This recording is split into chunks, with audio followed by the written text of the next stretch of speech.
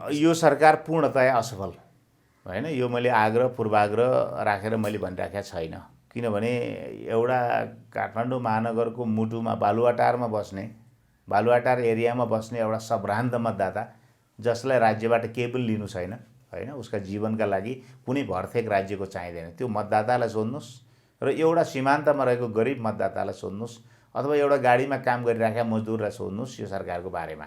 यद्यपि हामी लोकतन्त्रवादीहरू चाहिँ अरू राजनीतिक दल विभाजित हुन् र त्यसको फाइदा हामी लिउँला अथवा लिन पाउँला भन्ने हामी त्यो कामना गर्दैनौँ होइन। हामी जनताकै विश्वास प्राप्त गरेर सरकार बनाउने हैसियत बनाएर हामी सरकारमा जान चाहन्छौँ।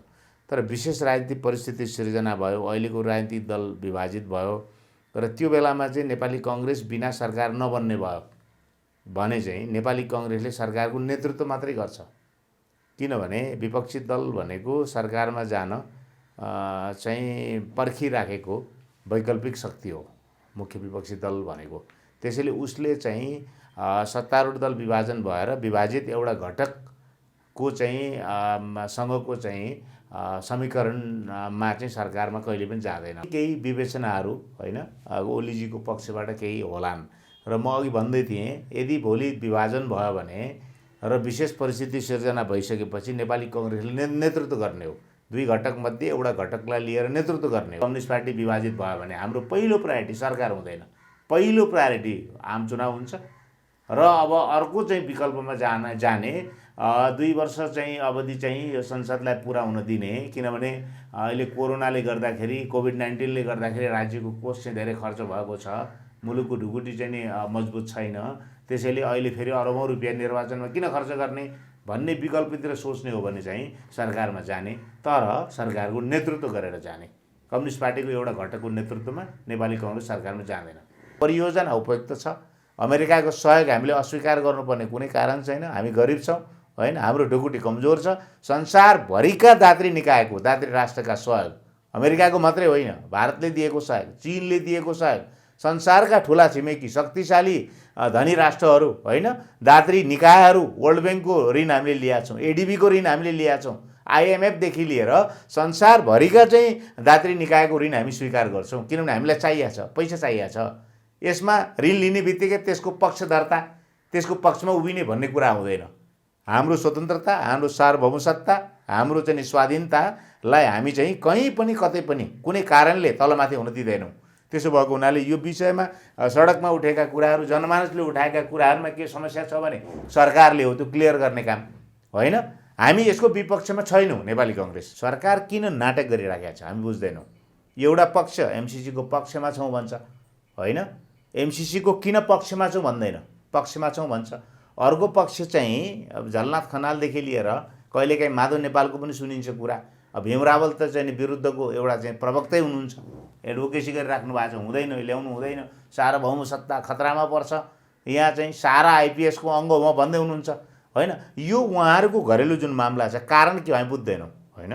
यो के हो भने सरकारको दायित्व हो। हामी मेन अपोजिसनमा छौँ, हामीले भनेका छौँ एमसीसी सदनमा यो चाहिँ अगाडि यो विषय चाहिँ जुन अहिले विचाराधीन रूपमा रहेको छ, मतलब यो अगाडि बढेको छैन, त्यहाँ आउने बित्तिकै अथवा सरकारले लागू गर्छु भन्ने बित्तिकै अथवा हामीले कुन प्रकारको सहयोग गर्नुपर्छ त्यो सहयोग गर्न तयार छौँ, हामीले भनिसकेका छौँ। तर एउटा नागरिक भएर सोच्दाखेरि सरकारले शान्ति सुरक्षाको क्षेत्र त्यहाँ चाहिँ कुनै पनि किसिमको सुधार छैन, दिन दहाडे मान्छेको हत्या भएको छ, नारी अस्मिताको कुनै पनि रक्षा छैन होइन, सुरक्षा छैन, बालबालिकाहरू चाहिँ बलात्कार भएका छन्, बालिकाहरू होइन, निर्मला हत्याकाण्ड, त हामीले यो त अब वास्तवमा चाहिँ अन्तर्राष्ट्रिय जगतकै एउटा कलङ्क हो, मानव सभ्यता माथिकै कलङ्क हो, सम्पूर्ण राज्य लागेको भन्छ तर उसको चाहिँ हत्यारा पत्ता लाग्दैन।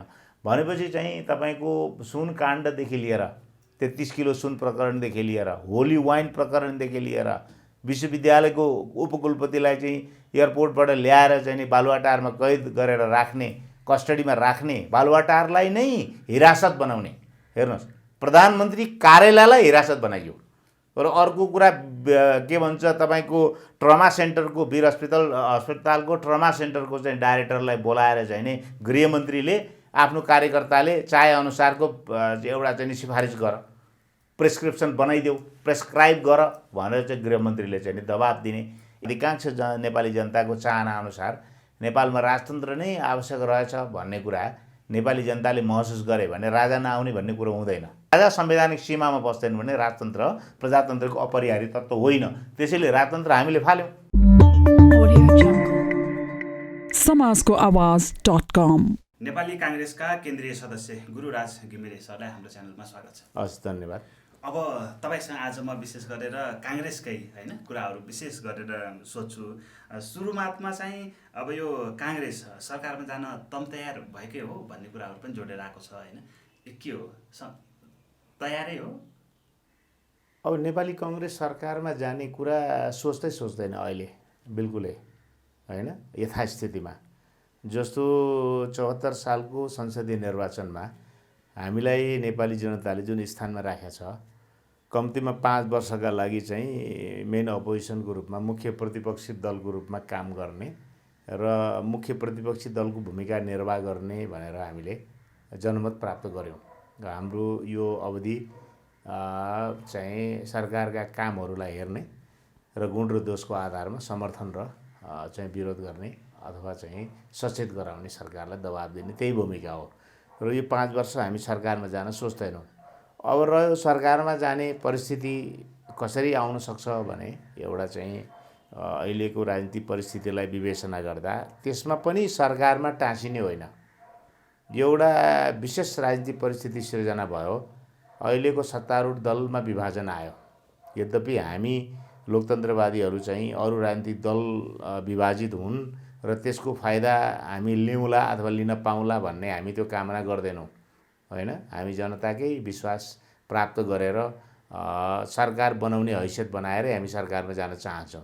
तर विशेष राजनीतिक परिस्थिति सिर्जना भयो, अहिलेको राजनीतिक दल विभाजित भयो र त्यो बेलामा चाहिँ नेपाली कङ्ग्रेस बिना सरकार नबन्ने भयो भने चाहिँ नेपाली कङ्ग्रेसले सरकारको नेतृत्व मात्रै गर्छ। किनभने विपक्षी दल भनेको सरकारमा जान चाहिँ पर्खिराखेको वैकल्पिक शक्ति हो मुख्य विपक्षी दल भनेको। त्यसैले उसले चाहिँ सत्तारूढ दल विभाजन भएर विभाजित एउटा घटकको चाहिँ सँगको चाहिँ समीकरणमा चाहिँ सरकारमा कहिले पनि जाँदैन। अब यसै कुरालाई अझै जोड्नु होला, जस्तो कि ओली देउबा यो भेटघाट अलिक बाक्लो भएको भनेर होइन नेकपाकै नेताहरूले दोष लगाइरहेको छ। यो भेटघाट चाहिँ ती सरकार गठबन्धनको लागि हो कि अन्य प्रयोजन के देख्नुहुन्छ? बिल्कुलै यो त एउटा सरकार चलाइराखेको प्रधानमन्त्रीले मुख्य विपक्षी दलको नेतालाई भेट्नु कुनै अस्वाभाविक कुरा होइन। फेरि उहाँ 4 चोटि प्रधानमन्त्री भइसकेको अनुभवी पूर्व प्रधानमन्त्रीको रूपमा हुनुहुन्छ र नेपालको सबैभन्दा ठुलो लोकतान्त्रिक दलको सभापति हुनुहुन्छ। उहाँको लामो अनुभव छ, राजनीतिक अनुभव पनि छ, सरकार चलाएको अनुभव पनि छ। सरकार चलाउने दौरानमा सरकारलाई आइपर्ने समस्याहरू सामना गर्ने सन्दर्भमा चाहिँ कसरी अगाडि बढ्ने भनेर चाहिँ उहाँहरूको भेटघाट हुनु स्वाभाविक कुरा हो एक। र अब अर्को चाहिँ नेकपाभित्रको चाहिँ जुन द्वन्द्वको कलहको अवस्था छ, त्यो कलहको अवस्था कसरी चाहिँ नि त्यसले चाहिँ एउटा अन्तिम रूप लिएला, त्यो कसरी अवतरित होला, कसरी टुङ्गोमा पुग्ला, त्यसका पनि केही विवेचनाहरू होइन ओलीजीको पक्षबाट केही होलान्। र म अघि भन्दै थिएँ, यदि भोलि विभाजन भयो भने र विशेष परिस्थिति सिर्जना भइसकेपछि नेपाली कङ्ग्रेसले नेतृत्व गर्ने हो। 2 घटकमध्ये एउटा घटकलाई लिएर नेतृत्व गर्ने हो एउटा, होइन भने त हामी विगतको जनमत 74 सालको निर्वाचनमा राजनीतिक दलले प्राप्त गरेको जनमत चाहिँ सहज जनमत थिएन, स्वाभाविक जनमत थिएन, प्राकृतिक जनमत थिएन। 2टा दलको गठबन्धनबाट होइन अथवा चाहिँ नि उनीहरूले सृजना गरेको चाहिँ जनतालाई चाहिँ जुन आफ्नो पक्षमा ल्याउनका लागि उनीहरूले जुन प्रोपागेन्डा चाहिँ नि गरे, जुन किसिमको चाहिँ चुनावी अभियान सञ्चालन गरे होइन, जुन किसिमका चाहिँ नि एउटा आश्वासनहरू चाहिँ जनतालाई दिए अथवा सपनाको वितरण गरे, त्यसबाट दिग्भ्रमित भएर जनताले हालेको मत थियो र कम्युनिस्ट पार्टीले मुलुक चलाउन सक्दैन भन्ने कुराको चाहिँ अब जब विभाजित भइसकेपछि त्यो प्रमाणित हुन्छ, हामीले हिजो गरेको उद्घोष प्रमाणित हुन्छ। त्यसैले अब सरकार बनाउने कुरा होइन कि अब निर्वाचनमा जानुपर्छ। त्यसैले हाम्रो प्रायोरिटी यदि कम्युनिस्ट पार्टी विभाजित भयो भने हाम्रो पहिलो प्रायोरिटी सरकार हुँदैन, पहिलो प्रायोरिटी आम चुनाव हुन्छ र अब अर्को चाहिँ विकल्पमा जाने 2 वर्ष चाहिँ अवधि चाहिँ यो संसदलाई पुरा हुन दिने। किनभने अहिले कोरोनाले गर्दाखेरि कोभिड-19ले गर्दाखेरि राज्यको कोष चाहिँ धेरै खर्च भएको छ, मुलुकको ढुकुटी चाहिँ नि मजबुत छैन। त्यसैले अहिले फेरि अरबौँ रुपियाँ निर्वाचनमा किन खर्च गर्ने भन्ने विकल्पतिर सोच्ने हो भने चाहिँ सरकारमा जाने, तर सरकारको नेतृत्व गरेर जाने। कम्युनिस्ट पार्टीको एउटा घटकको नेतृत्वमा नेपाली कङ्ग्रेस सरकारमा जाँदैन। अब नेकपाको फुटमा होइन विवादमा कहीँ न कहीँ काङ्ग्रेस पनि छ भनेर पनि होइन विश्लेषणहरू आइरहेको छ। जस्तो कि भारत र अमेरिकासँग पनि काङ्ग्रेसको ठाडो सम्बन्ध छ भनेर पनि आलोचना भइरहेको छ। अब यो दुईवटा कुरालाई जोड्ने हो भनेपछि यो विश्लेषणलाई चाहिँ कसरी हेर्नुहुन्छ? तपाईँले हेरिराख्नु भएको छ विगत केही वर्ष यता नेपाली कङ्ग्रेसको नेतृत्वको सरकार, तत्कालीन नेपाली कङ्ग्रेसका सभापति र नेपालका प्रधानमन्त्री सुशील कोइरालाको नेतृत्वको सरकारले संविधान जारी गर्ने तयारी गर्यो होइन। त्यो तयारी गर्दाखेरि चाहिँ हामीले देखेको प्रत्यक्ष हामीले भोगेको कुरा के हो भने भारतका तत्कालीन विदेश सचिव, भारतका चाहिँ त्यो पहिलो अवधि थियो मोदीको प्रतिनिधि भएर नेपाल आएर चाहिँ प्रधानमन्त्रीलाई लगायतका चाहिँ नेपालका चाहिँ त्यो बेलामा संविधान जारी गर्ने तयारीमा रहेका राजनीतिक दलहरू नेकपा एमाले, माओवादी केन्द्र र खास गरी सुशील कोइरालालाई उनले दबाब के दियो भने संविधान जारी नगर होइन, तराईलाई कारण देखाएर उनले भने। तर नेपाली कङ्ग्रेसले त्यो कुरालाई स्वीकार गरेन होइन। 1-2 दिनका लागि 24 घण्टा 48 घण्टाका लागि छलफलका लागि हेर्ने बेग्लै कुरा हो, तर तयारी भइसक्यो हाम्रो संविधान जारी गर्ने, हामी रोक्न सक्दैनौँ। यदि तपाईँले भन्नुभयो जस्तो भारतसँगको कुनै चाहिँ नि हाम्रो चाहिँ आन्तरिक चाहिँ नि गठबन्धन अथवा विदेशीहरूसँगको आन्तरिक गठबन्धन भएको भए त उनीहरूको इसारामा हामी चलिहाल्थ्यौँ नि होइन। त्यसपछि तपाईँ हामीले देखाएको छौँ नाकाबन्दी भयो। नाकाबन्दी त केपी ओलीजीलाई लगाएको होइन, नाकाबन्दी त केपी ओली प्रधानमन्त्री भएपछि सुरु भएको होइन, सुशील कोइराला प्रधानमन्त्री भएकै बेला भारतले नाकाबन्दी लगायो। त्यो सुशील कोइरालाको नेतृत्वको सरकारले संविधान जारी गरेपछि त्यसबाट असन्तुष्ट भएर होइन विरोध स्वरूप भारतले नाकाबन्दी गरे हो। त्यसैले हाम्रो कुनै पनि छिमेकीसँग बैरभाव पनि छैन। हामी भारतसँग, अमेरिकासँग, चीनसँग हामी बैरभाव राख्दैनौँ। उहाँहरूको आन्तरिक मामलामा, घरेलु मामलामा हस्तक्षेप पनि गर्दैनौँ। उहाँहरूको भलाइ चाहन्छौँ, हामी हित चाहन्छौँ। भारतको, अमेरिकाको, चीनको हामी हित चाहन्छौँ होइन। यसको मतलब उनीहरूसँग घोषित अघोषित अथवा चाहिँ जायज नाजायज हामी गठबन्धन, उनीहरूको गठबन्धनमा पनि हाम्रो मुलुक चलाउने कुरा हामी कल्पना पनि गर्दैनौँ। हाम्रो स्वतन्त्र पहिचान छ, स्वाधीन मुलुक हो, स्वतन्त्र मुलुक हो। हाम्रो सार्वभौम सत्ता चाहिँ नि होइन, हामी आफै त्यसको हामी अभ्यास गर्छौँ र हामी स्वतन्त्रतापूर्वक हामी मुलुक चलाउँछौँ। अब भारतको विषयमा चाहिँ डिफेन्स त सुनियो होइन, यो अमेरिकासँगको जो अहिले एमसिसी प्रोजेक्टलाई लिएर उठिरहेको कुरा छ नि, हाम्रो प्रधानमन्त्री ओलीजी पनि यसमा संलग्न भएर काङ्ग्रेसको पनि पूर्ण सहमत छ यसमा भन्ने कुराहरू सुनिरहेको छ। यसलाई चाहिँ कसरी सम्बोधन गर्नुहुन्छ? अब हेर्नुहोस्, अमेरिका हाम्रो चाहिँ शुभचिन्तक राष्ट्र हो र अमेरिका चाहिँ प्रजातान्त्रिक मूल्य मान्यतामा, लोकतान्त्रिक मूल्य मान्यतामा विश्वास गर्छ र संसारभरि लोकतन्त्रको चाहिँ नि प्रवर्धनका लागि, प्रजातान्त्रिक मूल्य मान्यताको संरक्षणका लागि, त्यसको विकासका लागि उसले आफ्नो भूमिकाहरू उसले निर्वाह गर्दै आएको छ। हाम्रो धेरै पुरानो सम्बन्ध हो, हाम्रो दात्री राष्ट्र पनि हो र एउटा ठुलो रकम हामीलाई चाहिँ उसले सहयोग गरिराखेको छ। यो चाहिँ अनुदानको रूपमा होइन 50 करोड चाहिँ नि US डलर हामीले प्राप्त गर्दैछौँ। 55 अरब जति भन्दा बढी नेपाली रुपियाँ हुन्छ। यो हामीले फिर्ता गर्नु पर्दैन। 5 वर्षभित्र चाहिँ पूर्वाधार चाहिँ नि विकासमा हामी लगाउँछौँ। हामी ट्रान्समिसन लाइनमा लगाउँछौँ, हामी रोड निर्माणमा हामी लगाउँछौँ। यो एकदमै सकारात्मक कुरा छ। अब रह्यो यो इस्युमा चाहिँ, यो विषयमा चाहिँ केही कुराहरू एमसिसीका केही शर्तहरू भनेर बजारमा अहिले चाहिँ नेपाली जनमानसमा चाहिँ आएका छन् होइन, र त्यसमा पक्ष विपक्षमा बहस भएको छ। अब त्यसमा चाहिँ केही विषयहरू हामीले छलफल गर्नुपर्ने विषय छ, केही कुराहरू होइन एमसिसीसँग चाहिँ हामीले चाहिँ कुरा मिलाउनु पर्ने विषय छ कार्यान्वयनमा लाँदा होइन। जस्तो पार्लियामेन्टमा चाहिँ अनुमोदनको कुरा छ, जुन कुरा चाहिँ हाम्रो प्रधानमन्त्री, हाम्रो नेपाली कङ्ग्रेसको नेता शेरबहादुर देउवा प्रधानमन्त्री हुँदा ज्ञानेन्द्रबहादुर कार्कीले हस्ताक्षर गर्दाखेरि त्यो बेला पार्लियामेन्टबाट इन्डोर्स गर्नुपर्ने व्यवस्था रहेनछ त्यो बेलामा। पछि युवराज खतिवडा आएपछि फेरि हस्ताक्षर भएको रहेछ। पार्लियामेन्टको कुरा अमेरिकाले माग गर्दै आएको थियो होइन। अमेरिकाकै पार्लियामेन्टले बनाएको जोइन्ट चाहिँ के भन्छ हाउस अफ रिप्रेजेन्टेटिभ र सिनेटले चाहिँ दुईटै सदनको संयुक्त चाहिँ बैठकबाट पास गरेर एमसिसी एक्ट बनायो र परियोजनाको ग्यारेन्टीका लागि र समयभित्रै त्यसलाई चाहिँ समापन गर्ने एउटा बलियो आधार चाहिँ होस् भनेर चाहिँ उनीहरूले चाहिँ संसदबाट अनुमोदन खोजेका रहेछन् होइन। यस्ता केही कुराहरू अहिले चाहिँ बौद्धिक सम्पत्तिमा अधिकार नहुने अथवा यो आइपिएसको अङ्ग हो, यी सबै विषयहरू अहिले उठिराखेका छन्। यी विषयमा त हामीले चाहिँ एउटा एकदमै हार्दिकतापूर्वक होइन यी कुराहरूलाई त क्लियर गर्नु पर्यो सरकारले। यदि त्यस्तो हो, जनमानसबाट उठाएको कुरा त्यस्तो हो होइन, अमेरिकी सेना आउँछ भनिदिएको छ, अब आइपिएसको चाहिँ अङ्ग हो भनिदिएको छ होइन, एमसिसी र के अरे नेपालका बिचमा चाहिँ भएको सम्झौता हेर्दाखेरि ती कुराहरू चाहिँ त्यहाँ देखिँदैन अध्ययन गर्दा, जस्तो मैले अध्ययन गर्दा। त्यसैले परियोजना उपयुक्त छ।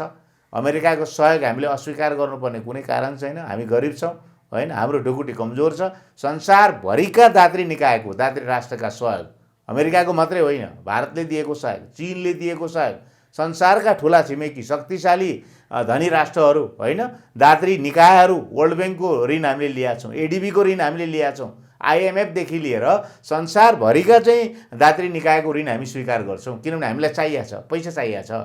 यसमा ऋण लिने बित्तिकै त्यसको पक्षधरता, त्यसको पक्षमा उभिने भन्ने कुरा हुँदैन। हाम्रो स्वतन्त्रता, हाम्रो सार्वभौमसत्ता, हाम्रो चाहिँ स्वाधीनतालाई हामी चाहिँ कहीँ पनि कतै पनि कुनै कारणले तलमाथि हुन दिँदैनौँ। त्यसो भएको हुनाले यो विषयमा सडकमा उठेका कुराहरू, जनमानसले उठाएका कुराहरूमा के समस्या छ भने सरकारले हो त्यो क्लियर गर्ने काम होइन।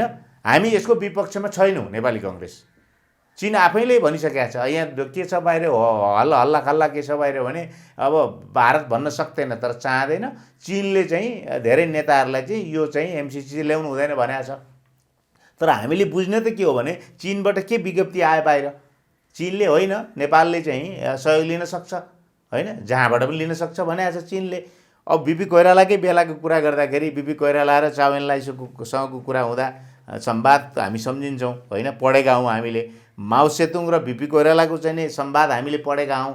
माओ सेतुङले नै चाहिँ भारतले 18 करोड दिन लागेको छ सहयोग नेपाललाई, अब तिमीहरू कति चाहन्छौ त चीनबाट भन्दा हामीलाई अझ बढी दिनुहोस् या बराबरी दिनुहोस् भन्दा माओ सेतुङले नै भन्नुभएको छ कि होइन बढी नल्याऊ होइन, हामीले भारतसँग प्रतिस्पर्धा गरे जस्तो हुन्छ, त्यसो नगर, हामी बरु अलिकति घटाएर दिन्छौँ, हामी सहयोग गरिराख्छौँ, भारतबाट पनि ल्याऊ। भारत चीन आफैले भनेको छ कि भारतसँग अरू देशहरूसँग नेपालले राम्रो सम्बन्ध राख्नुपर्छ। त्यसैले यो चाहिँ के हो भने नेपाललाई विकासमा अगाडि बढ्न चाहिँ के अरे बढेको देख्न नचाहने होइन, विदेशी तागतहरू अथवा देशभित्रका विदेशी तागतका कठपुतलीहरू, जस्तो तपाईँलाई म भनौँ वर्ल्ड ब्याङ्क रोकिदियो होइन, तत्कालीन नेकपा एमालेको महासचिव माधव कुमार नेपालले आवेदन गरेर चाहिँ त्यो बेलामा 2050 सालमा उहाँ चाहिँ त्यो बेलामा चाहिँ महासचिव हुनुहुन्थ्यो, भर्खर महासचिव हुनुभएको थियो चाहिँ नेकपा एमालेको, उहाँले रोकिदिनु भयो वर्ल्ड ब्याङ्कको चाहिँ नि त्यत्रो चाहिँ प्रोजेक्ट रोकिदिनु भयो। झन्डै 1000 मेगावाट चाहिँ बिजुली उत्पादन हुन्थ्यो विभिन्न फेजमा गरेर। आज त्यो परियोजना सुरु भएको भए नेपाल ऊर्जामा आत्मनिर्भर भइसक्थ्यो होइन। अब नयाँ हाम्रो उत्पादन त हामीले चाहिँ बाहिर बेच्नुपर्ने, अन्तर्राष्ट्रिय बजारमा चाहिँ त्यसलाई बिक्री गरेर विदेशी मुद्रा आर्जन गर्ने अवस्थामा पुग्थ्यौँ हामी। अब यी एमसिसीकै विषयमा जस्तो कि जति पनि विरोधहरू उठिरहेको छ नि, 2-4वटा बुदामा मात्रै होइन, सहयोग नलिने भन्ने कुरा छैन यसमा। अब यो अमेरिकाले पनि हामी सच्याउँदैनौँ, जस्ता जस्तै लागू गर्नुपर्छ भन्ने एउटा ढिपी जो कसिरहेको छ नि, यसलाई चाहिँ अब कसरी समाधान हुन्छ? त्यो हाम्रो नेपाली कङ्ग्रेसको टाउको दुखाइको विषय होइन, यो सरकारको टाउको दुखाइको विषय हो। सरकार किन नाटक गरिराखेको छ हामी बुझ्दैनौँ। एउटा पक्ष एमसिसीको पक्षमा छौँ भन्छ होइन, एमसिसीको किन पक्षमा छौँ भन्दैन, पक्षमा छौँ भन्छ। अर्को पक्ष चाहिँ अब झलनाथ खनालदेखि लिएर कहिलेकाहीँ माधव नेपालको पनि सुनिन्छ कुरा। अब भीम रावल त चाहिँ विरुद्धको एउटा चाहिँ प्रवक्तै हुनुहुन्छ, एडभोकेसी गरिराख्नु भएको छ, हुँदैन ल्याउनु हुँदैन, सार्वभौम सत्ता खतरामा पर्छ, यहाँ चाहिँ सारा आइपिएसको अङ्ग हो भन्दै हुनुहुन्छ होइन। यो उहाँहरूको घरेलु जुन मामला छ, कारण के हो हामी बुझ्दैनौँ होइन। यो के हो भने सरकारको दायित्व हो। हामी मेन अपोजिसनमा छौँ, हामीले भनेका छौँ एमसिसी सदनमा यो चाहिँ अगाडि यो विषय चाहिँ जुन अहिले विचाराधीन रूपमा रहेको छ, मतलब यो अगाडि बढेको छैन, त्यहाँ आउने बित्तिकै अथवा सरकारले लागू गर्छु भन्ने बित्तिकै अथवा हामीले कुन प्रकारको सहयोग गर्नुपर्छ त्यो सहयोग गर्न तयार छौँ, हामीले भनिसकेका छौँ। अब म एउटा अर्को कुरा पनि जोडिहालेँ, जस्तो कि यो एमसिसीलाई टेबल नगरेकै झोकमा चाहिँ काङ्ग्रेसले पूर्व सभामुखलाई चाहिँ नङ्ग्यायो भनेर पनि आरोप लाग्छ होइन। यो आरोपमा चाहिँ तपाईँको के छ? अब त्यो हेर्नुहोस्, अब सभामुख भइसकेको एउटा राज्यको एउटा चाहिँ 3 अङ्गमध्ये होइन, कार्यपालिका, व्यवस्थापिका र चाहिँ न्यायपालिका मध्येको एउटा चाहिँ सम्मानित एउटा गरिमामय चाहिँ एउटा व्यवस्थापिका संसदको सभामुखले कुन ठाउँमा जाने, कहाँ नजाने आफ्नो प्रतिष्ठा र गरिमाको उहाँले ख्याल गर्नुपर्छ होइन। उहाँलाई चाहिँ राति 8 बजे हामीले चाहिँ कोटेश्वर पठाएको होइन होइन, त्यो चाहिँ नि CCTV क्यामेरा हामीले लगाएको होइन होइन, त्यो कुरा चाहिँ हामी कहाँ हाम्रो केन्द्रीय कार्यालयमा आएर हाम्रोमा छलफल भएको होइन, त्यो मिडियामा आएपछि हामीले थाहा पायौँ होइन। अब यो अहिले त्यसलाई चाहिँ अब आरोपका लागि आरोप लगाउने कुरा, अब मैले यो तहमा आरोपै लगाएको त मैले सुनेको छैन, तर अन्तरकुन्तरमा कतै यस्तो कुरा होला होइन, तपाईँले भने जस्तो कुरा पनि होला। तर नेपाली कङ्ग्रेसलाई के चासो छ होइन, एउटा सभामुखले टेबल नगरेको यो विषयलाई अगाडि नल्याएको भनेर त सरकार चलाइरहेको पार्टीकै अर्को घटकले नङ्गाएको हुनसक्छ हो भने हामीलाई के दरकार, हामीलाई के सरकार, उहाँहरूकै बिचमा झगडा छ होइन। एउटा घटकले नै उहाँलाई बरु त्यसो गरेको हुनसक्छ, तर दोष उहाँकै हो, उहाँको निजी मामला हुँदैन। राज्यको महत्त्वपूर्ण ओहदामा बसेको व्यक्तिको चाहिँ पदको गरिमालाई उहाँले ख्याल गर्नुपर्छ, उहाँले आफैले राम्रो गर्नु भएको छैन। अब म अलिकति फरक प्रसङ्ग पनि लागेँ होइन, जस्तो नेपाली काङ्ग्रेसलाई यो नेकपा फुट्यो भने चाहिँ बढी फाइदा हुन्छ होइन, फुटाउनै पर्ने छ भनेर पनि विश्लेषणहरू आएको हुन्छ, के देख्नुहुन्छ तपाईँ चाहिँ? हामी आफ्नै पौरखमा विश्वास गर्छौँ। हेर्नुहोस्, हामी आफ्नै मेहनतमा विश्वास गर्छौँ। हामीलाई नै विश्वास गरेर, हामीलाई नै पत्याएर होइन, जनताले हामीलाई नै भर गरेर, हामीलाई नै भरोसा गरेर हामीलाई गरेको समर्थनको आधारमा हामी चाहिँ सरकारमा जान चाहन्छौँ अथवा निर्वाचन जित्न चाहन्छौँ। हामी एउटा म जोडिहालेँ, त्यसपछि तपाईँको सुरुवात गरौँला होइन। जस्तो कि काङ्ग्रेसका जति पनि नेताहरूले भन्नुहुन्छ यो दुईटा पार्टी मिलेर नै हामी हारेको भनेर पनि त विश्लेषण आउँछ। एउटा महत्त्वपूर्ण कारण त्यो पनि हो, किनभने विगतको निर्वाचनमा चाहिँ हामीले 62-63को जनआन्दोलनपछि त नेकपा माओवादी तत्कालीन पहिलो पार्टी भयो, असाध्यै धेरै सिट जित्यो, 120 सिट जित्यो, 240मा 50% जित्यो बेला जित्यो। अब आएर चाहिँ नि 70को निर्वाचनमा चाहिँ नि नेकपा एमाले र हाम्रो झन्डै हाराहारी सिट हामीले ल्यायौँ होइन। हामी प्रथम र द्वितीय भयो भनेपछि 64 सालमा प्रथम हुने त्यत्रो भारी चाहिँ नि मत प्राप्त गर्ने नेकपा माओवादी, 70 सालमा नेपाली कङ्ग्रेस सरह मत ल्याउने नेकपा एमाले, दुईटा पार्टी मिलेपछि त हाम्रो चाहिँ नि जनमत त माइनोरिटीमा अथवा अल्पमतमा पर्ने भइगयो नि त। त्यसैले एउटा कारण त दुईटा पार्टी मिलेरै हो र अरू कारणहरू पनि छन्, हाम्रो आन्तरिक अव्यवस्था पनि हो होइन।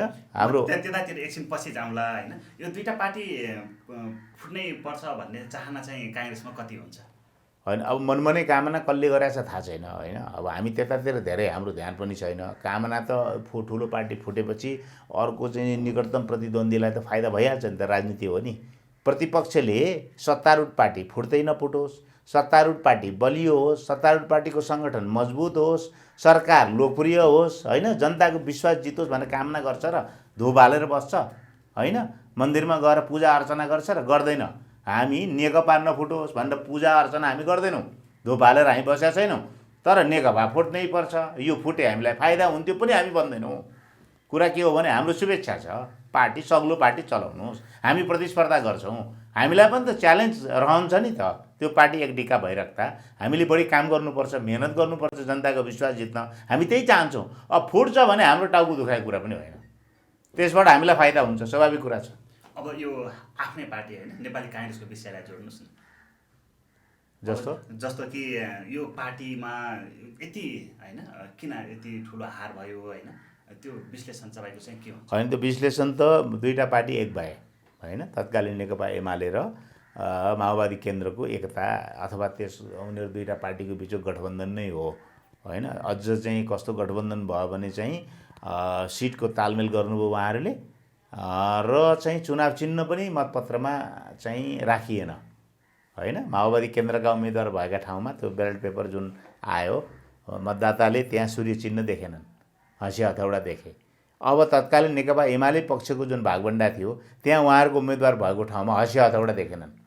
त्यसरी एकदमै चुस्त किसिमको चाहिँ नै उहाँले गठबन्धन गर्नुभयो। एक गठबन्धन नै हो, दुईटाको जनमत, दुईटा पार्टीको जनमत खप्टियो, खप्टिएर चाहिँ हामी अल्पमतमा पऱ्यौँ। एक नम्बर 1, नम्बर 2 हाम्रो आन्तरिक अव्यवस्था पनि कारण हो होइन।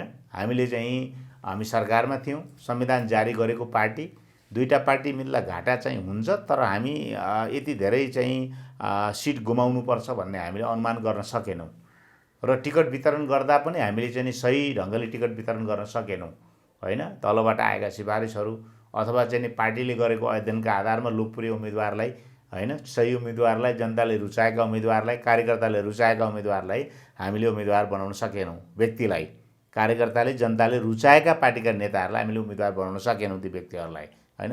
अर्को 4 नम्बर के हो भने चाहिँ असहयोग पनि भयो होइन। त्यसरी चाहिँ उम्मेदवारी जताभावी वितरण गरेपछि त कार्यकर्तामा असन्तुष्टि बढ्यो। त्यो असन्तुष्टिको के भयो भने त्यसको चाहिँ परिणाम के भयो भने चाहिँ साथीहरू चाहिँ उम्मेदवारको पक्षमा खुलेर अथवा मन वचन कर्मले लाग्न सक्ने अवस्था भएन, त्यसको पनि हामीलाई असर भयो। अर्को कुरा साधन र स्रोतको समुचित वितरण भएन होइन। कहीँ चाहिँ नि के भन्छ पहुँच भएका व्यक्तिहरू, साधन र स्रोत भएका व्यक्तिहरूले चाहिँ यथेष्ट चाहिँ नि प्रयोग गरे निर्वाचनको दौरानमा चाहिँ नि आफ्ना लागि चाहिँ नि कुनै कमी भएन।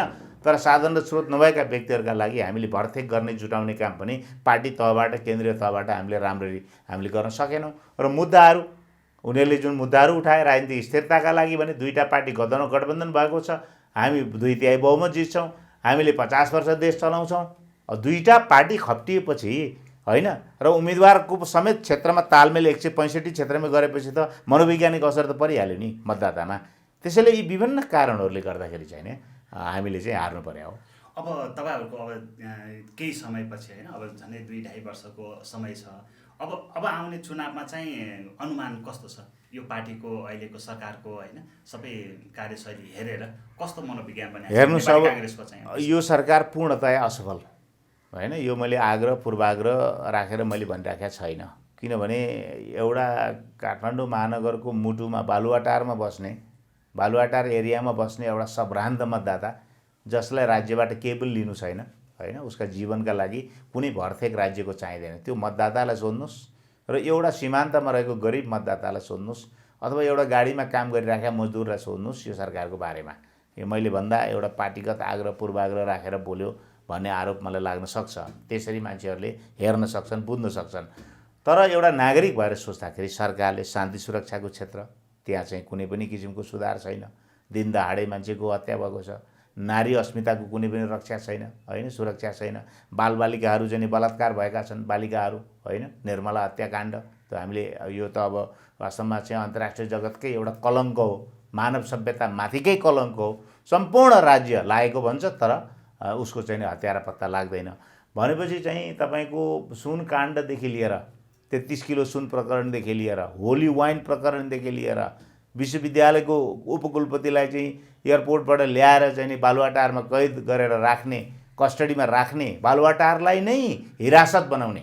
हेर्नुहोस्, प्रधानमन्त्री कार्यालयलाई हिरासत बनाइयो। र अर्को कुरा के भन्छ तपाईँको ट्रमा सेन्टरको वीर अस्पतालको ट्रमा सेन्टरको चाहिँ डाइरेक्टरलाई बोलाएर चाहिँ नि गृहमन्त्रीले आफ्नो कार्यकर्ताले चाहेअनुसारको एउटा चाहिँ सिफारिस गर, प्रेस्क्रिप्सन बनाइदेऊ, प्रेस्क्राइब गर भनेर चाहिँ गृहमन्त्रीले चाहिँ नि दबाब दिने। यस्ता दर्जनौँ काण्डहरू छन् हेर्नुहोस् होइन। अब तपाईँले चाहिँ के भन्छ चाहिँ कोभिड अहिले आयो, कोभिड-19 कोरोनाले वुहानबाट यात्रा प्रारम्भ गरेर इटलीदेखि सारा युरोप र अमेरिका पुगिसक्दा पनि यहाँ तयारी कुनै प्रारम्भ नै भएन। सरकार कानमा तेल हालेर बस्यो। भनेपछि यो बिचमा सरकारले गरेका राम्रा कामहरू के हुन् त भन्दा हामी एउटा पनि हामी देखाउन सक्दैनौँ। त्यसो भएको हुनाले सरकारको पूर्ण असफलता हो। र यो असफलताको अर्थ के हो भने अर्को निर्वाचनमा हार हो, सोझै हार हो होइन। अहिले प्राप्त गरेको चाहिँ 74 सालमा प्राप्त गरेको चाहिँ नि 2/3 निकटको चाहिँ नि अभिमतले उहाँहरूलाई चाहिँ नि एकदमै आडम्बरी बनायो। उहाँहरूलाई उन्माद बढ्यो, सत्ताको उन्माद भयो। उहाँहरूले होस गुमाउनु भयो, बेहोसीमा सरकार चलाउन थाल्नुभयो। अहिले पनि होस आएको छैन उहाँहरूलाई। उहाँहरू एकदमै रणसङ्ग्राम गर्दै हुनुहुन्छ। आन्तरिक किचोलो छ, उहाँहरू कलह छ, फेरि कुनै सैद्धान्तिक नीतिगत आधार छैन। यो कलहको राष्ट्र निर्माणमा चाहिँ नि नेकपाको भूमिका भन्ने विषयमा कलह भइराखेको छैन होइन। नेपाली जनताको हित र कल्याणका निम्ति वर्तमान सरकारको भूमिका, यसमा कमी कमजोरी भयो, राम्रो गरौँ भन्ने विषयमा उहाँहरूको कलह छैन, द्वन्द्व छैन। अब म अन्तमा पनि छु होइन, एउटा मेरो जिज्ञासा पनि रह्यो, विश्लेषणहरू आलोचनाहरू पनि भइरहेको छ। प्रधानमन्त्री ओलीले काङ्ग्रेसको साथ लिएर राजाको पुनरागमन फिर्ता ल्याउने प्रक्रिया अगाडि बढाएको भन्ने कुरा सुनिरहेको छ। यो पनि मलाई विश्वास लाग्दैन। हेर्नुहोस्, किनभने चाहिँ राजा आउने भने चाहिँ जनमत चाहिँ नि उल्टिएर नेपाली जनताको चाहिँ सम्पूर्ण नेपाली जनता, अधिकांश नेपाली जनताको चाहना अनुसार नेपालमा राजतन्त्र नै आवश्यक रहेछ भन्ने कुरा नेपाली जनताले महसुस गरे भने राजा नआउने भन्ने कुरो हुँदैन होइन। राजनीतिमा चाहिँ जनताकै तागत चाहिँ सर्वोपरि हुन्छ होइन। कुनै पोलिटिकल पार्टीको विचार सिद्धान्त मात्रै सर्वोपरि हुँदैन। अझ प्रजातन्त्रमा त जनताले चाह्यो भने राजा पनि आउन सक्छ। तर तपाईँले भन्नुभएको अहिले के हो भने केपी ओली र हाम्रो पार्टी मिलेर, नेपाली कङ्ग्रेस मिलेर राजतन्त्र अहिले हाम्रो एजेन्डै छैन। राजतन्त्र एउटा यस्तो चाहिँ नि एउटा विषय हो, तत्त्व हो, यो नेपालको शासन प्रणालीबाट यो चाहिँ नि हामीले निराकरण गऱ्यौँ, यसलाई हामीले हटायौँ, यो विलुप्त भयो होइन। हाम्रै कारणले यो हट्यो र हाम्रो कारणभन्दा अगाडि राजा आफै कारण बने। 21औं शताब्दीमा सक्रिय राजतन्त्र चल्दैन, निरङ्कुश राजतन्त्र चल्दैन, जनताको नासो फर्काउनुहोस्, तपाईँ संवैधानिक भएर बस्नुहोस् भन्दा उहाँले मान्नु भएन होइन। राजाले मानेनन्, त्यसैले हामी बाध्य भएर गणतन्त्रमा गयौँ, गणतन्त्र लिएर आयौँ हामीले होइन। फेरि प्रजातन्त्रको अनिवार्य अङ्ग होइन राजतन्त्र। राजाले संवैधानिक सीमामा बस्नुन्जेल प्रजातन्त्रको अङ्ग बन्न सक्छ। जापानको, बेलायतको जस्तो, नर्वेको, स्विडेनको जस्तो होइन, थाइल्यान्डको जस्तो। यदि राजा संवैधानिक सीमामा बस्दैन भने राजतन्त्र प्रजातन्त्रको अपरिहार्य तत्त्व होइन। त्यसैले राजतन्त्र हामीले फाल्यौँ होइन, राजतन्त्रको अन्त गऱ्यौँ र अब अहिले आएर राजतन्त्र फेरि फर्काउनु पर्ने औचित्य छैन, कुनै पनि हिसाबले छैन। अहिले मैले भने चाहिँ समयक्रममा जनताले भोलि यो सङ्घीय लोकतान्त्रिक गणतन्त्र असफल भयो, यो राम्रो चल्न सकेन, राजनीतिक दलहरूले राम्रो चलाउन सकेनन् अथवा जानेनन् भने समयक्रममा त्यसको त्यो एउटा विकल्प होला। अब अहिलेको सम्भव चलेन भन्ने त तपाईँले नै भनिसक्नु भयो नि। नेकपा चलेन, नेकपाले राम्रो चलाएन, हामी चलाउँछौँ नि, योभन्दा राम्रो चलाउँछौँ। यस्तो भद्रगोल त थिएन नि त हामी हुँदा। कमी कमजोरी थियो, हामी हुँदा पनि थियो, नभएको होइन। पार्टीभित्र झगडा पनि थियो, तर यस्तो चाहिँ निरन्तरको चाहिँ नि धारावाहिक चाहिँ नि महिनौसम्म मिटिङै नबस्ने होइन। अब यस्तो चाहिँ सरकार चाहिँ नि अनिर्णयको बन्दी हुने, एकदमै सरकार भ्रष्टाचारमा लिप्त, पार्टी झगडामा लिप्त, यस्तो त कहीँ पनि भएन नि, कहिले पनि भएन नि त। हस्, आफ्नो महत्त्वपूर्ण समय र विचार राखिदिनु भयो, त्यसको लागि गुरुराज घिमिरे सरलाई धेरै धेरै हस्, तपाईँलाई पनि धेरै धेरै धन्यवाद। समाजको आवाज.com